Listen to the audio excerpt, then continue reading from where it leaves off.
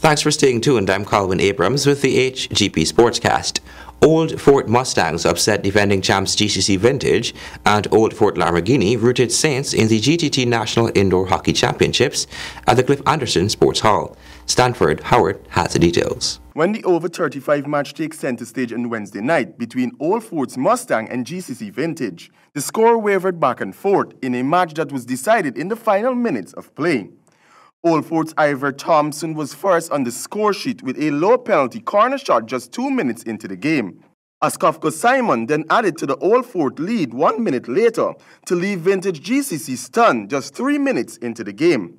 GCC then found the willpower to overcome the strong defense and found their footing and took control of the match as they drew even through an Alan Fernand and Kevin Spencer by half-time.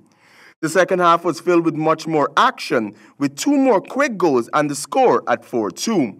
Ivor Thompson scored his second penalty corner in the 25th minute for Old Fort, and Askofko Simon would blast home 3 unanswered goals, with the final one being in the penultimate minute of play to give Old Fort a convincing 7-5 victory.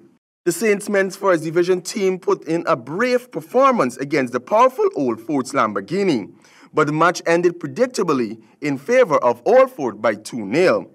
Theodore Tiren's penalty corner and Omar Hopkinson's field goal separated the two teams, giving Old Fort its second win of the competition in as many matches.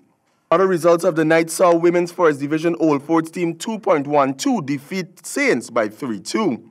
In the women's second division, GBTI GCC Spice defeated the Old Fort's Gold Chaser 3-0. In the men's second division, Hikers Young Guns defeated Phoenix 4-2. Reporting for the HGP Sportscast, I am Stanford Howard. The Ghana Football Federation on October 25 handed over football equipment to 2 regional member associations to help in their GFF grassroots program, which begins this weekend. The technical development officers of the East Bank Demerara and East Demerara Football Associations received 25 footballs from President of the Ghana Football Federation, Wayne Ford. The balls were given to aid in the execution of the National Grassroots Program, which seeks to, among others, expand the player population of children in the 6 to 12 years old age group across Guyana. Presentation of similar equipment will be done to each member association later in the week.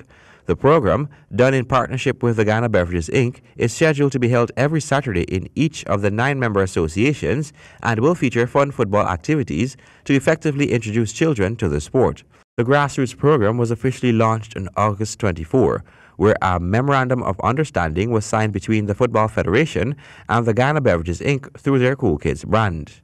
Colin Abrams, HGP Sports. The National Sports Commission's 3rd annual Special Schools Sports began on November 1.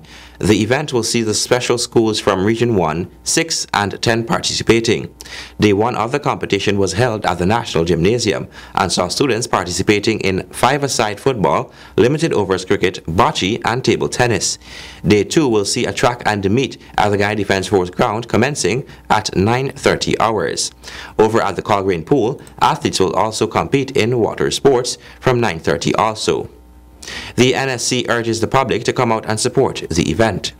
And finally, India crushed West Indies by 9 wickets in the final ODI to seal the series 3-1 on Thursday. Stanford has the details. West Indies won the toss and elected to bat.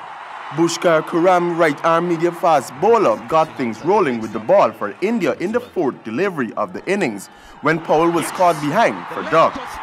Shea Hope followed the very next over, and the Windies at this stage were 2 for 2. India bowlers continued to attack the rest of the West Indies batting lineup as they crumbled for 105 in 14.5 overs. India got over the line comfortably in 15 overs with just the loss of 1 wicket. Rohit Sharma produced 6 for 3 not out and skipper Virat Kohli 33 not out as they wrapped up the series with a 3-1 victory. West Indies will now hope for better luck as the defending World T20 champions when the T20 series starts on Sunday, the 11th of November at 9:30 a.m. local time. Reporting for the HGP Sportscast, I am Stanford Howard. Thank you, Stanford. And that is the end of our Sportscast for today. Remember, if your dream is big enough, the facts don't matter. Goodbye.